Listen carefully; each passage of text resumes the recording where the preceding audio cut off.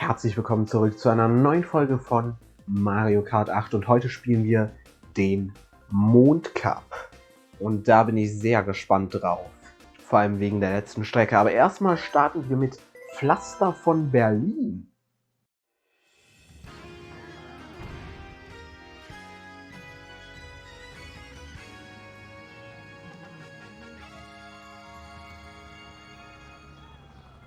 Die Tourstrecken kenne ich ja alle nicht, also von daher ist die mal wieder komplett neu für mich. Und ich bin sehr gespannt darauf, wie sie Berlin in Mario Kart umgesetzt haben.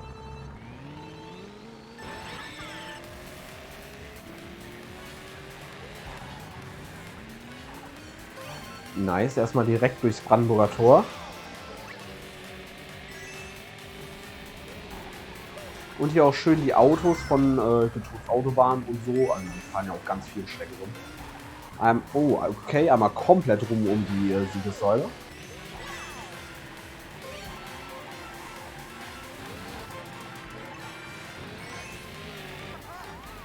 Stark.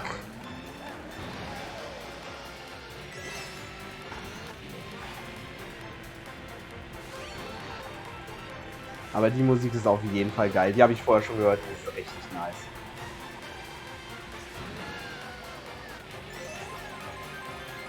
Oh, und jetzt gibt es hier eine Flugrampe.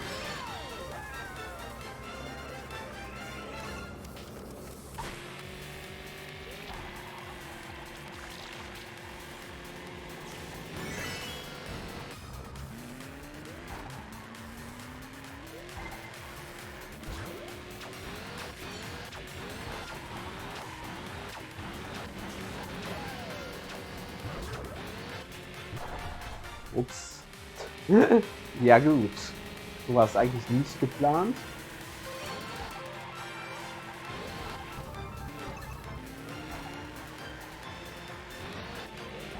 Ein Pilz. Also bisher habe ich nicht sehr viele Pilzspots auf dieser Strecke gesehen, tatsächlich. Okay, hier kann man innen rum. Versuche ich das doch mal. Oder ja, es hätte auch funktioniert, wenn ich den Skill dafür hätte. Oh, okay, da kreuzt sich die Strecke. Cool. Und jetzt fahren wir entgegen der Richtung, in der wir gestartet sind.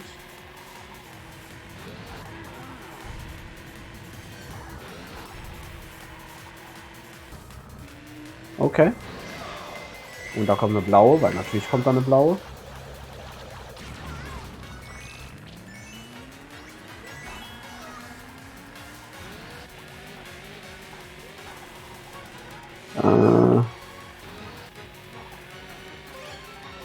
Ja, und hier wieder.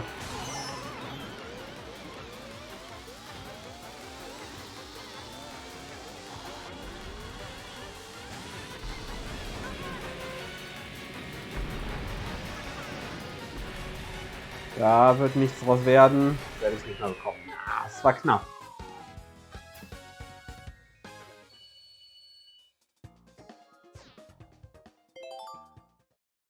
Naja, egal. Gehen wir in die nächste Strecke. Peach Schloss. Ich habe gerade schon eine Sache gesehen, die gefällt mir nicht so. Peach Schlossgarten, eine ziemlich gute Strecke aus Mario Kart DS. Aber ich habe gerade schon gesehen, die haben hier den rechten Teil von diesem Kreisverkehr am Anfang abgesperrt. So, ich meine, es ist eigentlich egal, weil da fährt man eh nicht lang. Aber man konnte halt da in Mario Kart DS langfahren und auch in... Wait, what? Man konnte da in Mario Kart DS langfahren und auch in Mario Kart Wii. Es hat zwar absolut keinen Sinn gemacht, aber es war halt irgendwie cool einfach, dass es ging. Und das finde ich ein bisschen schade, dass er das jetzt nicht macht. Aber, was ich definitiv... ja, okay. Also es gibt so ein paar Sachen, die gefallen mir hieran mehr als am Original. Es gibt so ein paar Sachen, die gefallen mir definitiv weniger. Okay, der Teil hier, der ist ja mal vollkommen frei. Was haben sie denn hier gemacht?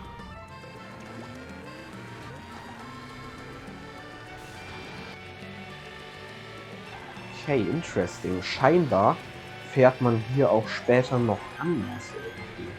Das ist komplett neu. Das ist cool eigentlich. So ein bisschen wie bei Kalamari-Wüste, was sie da gemacht haben. Was ich allerdings kritisieren muss, ist, dass hier... Ja, genau, wahrscheinlich. Wahrscheinlich geht der Blaue zu mir, oder? Okay, diese Statuen hier, muss ich sagen, finde ich verdammt cool. Da waren auch ursprünglich einfach nur so langweilige Heckenklötze. Was ich allerdings kritisieren muss hier, an der Stelle und auch an der Stelle vorhin, da waren ursprünglich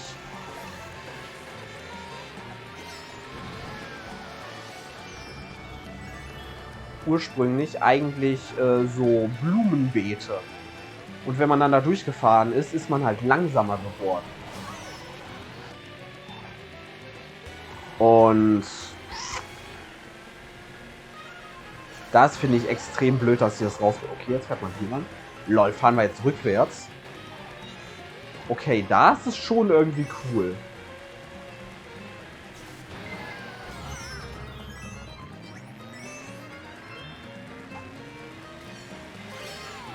Das war nämlich auch eigentlich so an der anderen Richtung vom Schloss entlang.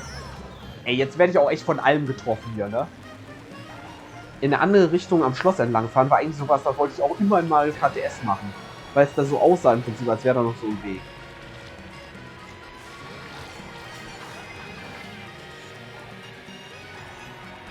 Okay, und jetzt ist hier eine Flugrampe. Okay, da ist es verdammt cool.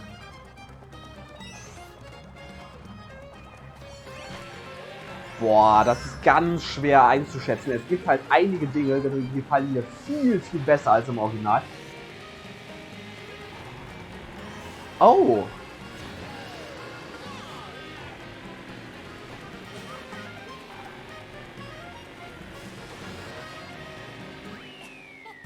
Es gibt halt einige Dinge, die gefallen mir viel, viel besser als im Original. Und es gibt einige Dinge, die gefallen mir überhaupt nicht. Boah, das ist ganz schwer einzuschätzen, ob ich die jetzt besser oder schlechter als Original finde. Naja, kommen wir erstmal zur Bergbescherung. Das ist natürlich eine sehr passende Strecke. Jetzt, was den Release-Zeitpunkt angeht. Auch aus Tour.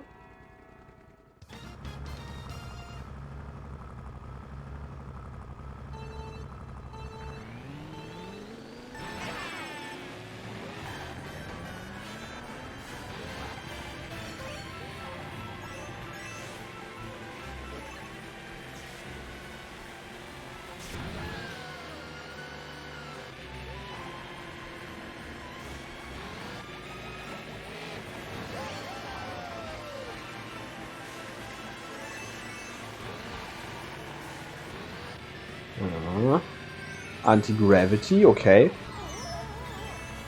Und hier haben wir auch wieder die Sprungrampen. Ich bin nicht so ganz überzeugt von dieser Physik von diesen Sprungrampen. Die war in Mario Kart Wii definitiv besser, die Physik. Hier fühlt sich das irgendwie an, als würde das Kart einfach viel zu schnell wieder runterkommen. So, jetzt fahre ich mal hier lang, hier oben über diese Gleise.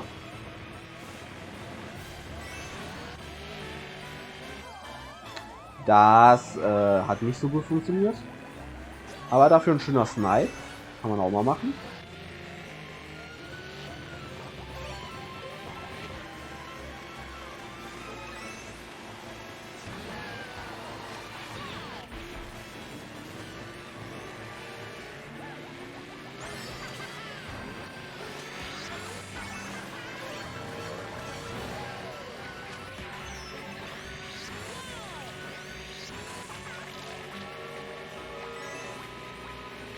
Und hier gibt es jetzt eine Flugrampe.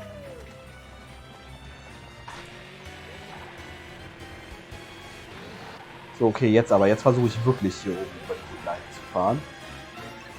Diesmal nach Möglichkeit ohne runterzufallen.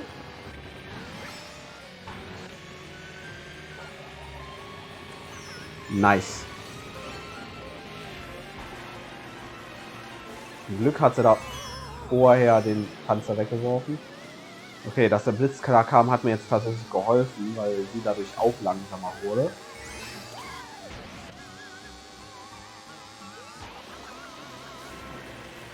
Und natürlich erwische ich kein einziges Item. Weißt du, da sind 10 Millionen Stück.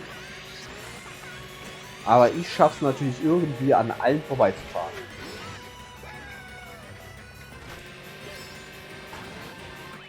Aber egal, das reicht.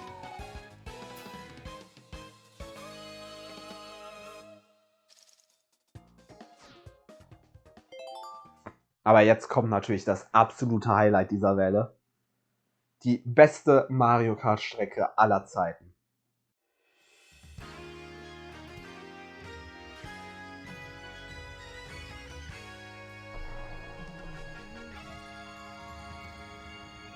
Und meine Güte, sieht die gut aus. Dieses Design von dieser das sieht so cool aus. Und jetzt erstmal die Musik hören. Oh ja. Beste Mario Kart Strecke aller Zeiten und beste Mario Kart Musik aller Zeiten.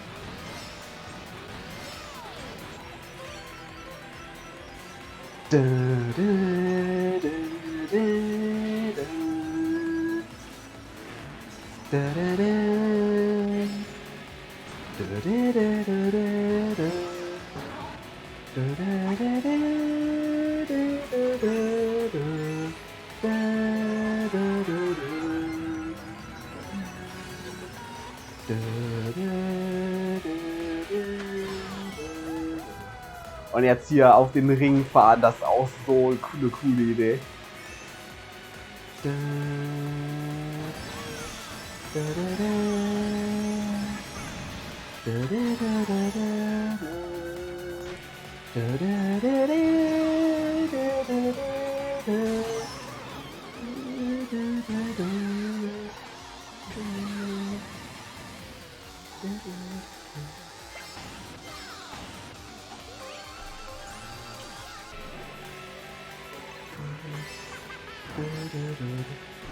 Und die Musik verändert sich immer noch, wenn man auf dem Mond ist.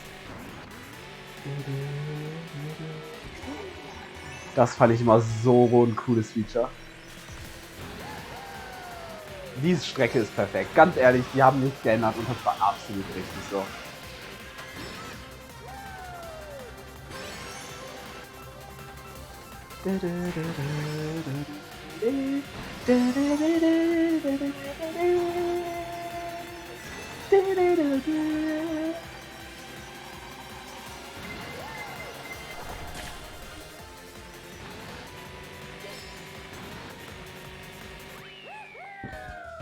Perfekter Abschluss für diesen Cup, für diese Welle.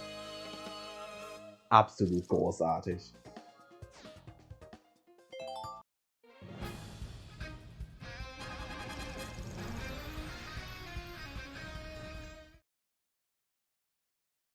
Auch da keine Sterne geholt. Also Welle 3 ist, glaube ich, bisher das Highlight. Weil, ich meine, Blätterwald ist richtig geil. Brutal finde ich auch sehr geil umgesetzt. Gebirgsfahrt ist einfach eine solide Strecke und London Tour, ja, ist nicht schlecht. Fand ich jetzt nicht so großartig, aber ist nicht schlecht. Berlin war ganz nice. Peach Schlossgarten. Boah, da bin ich halt immer noch unschlüssig, ob die jetzt gut umgesetzt ist oder nicht. Bergbesteigung ist eine coole Strecke und Regenbogenwelle war ist halt als absolute Highlight. Nicht nur von dieser Welle, sondern von diesem ganzen DLC bisher. Naja, dann sehen wir uns wohl wieder in der nächsten Folge, wenn dann Welle 4 rausgekommen ist mit dem Fruchtcup und mit dem Bumerang Cup. Also, wenn ihr das nicht verpassen wollt, dann abonniert den Kanal. Bis dann.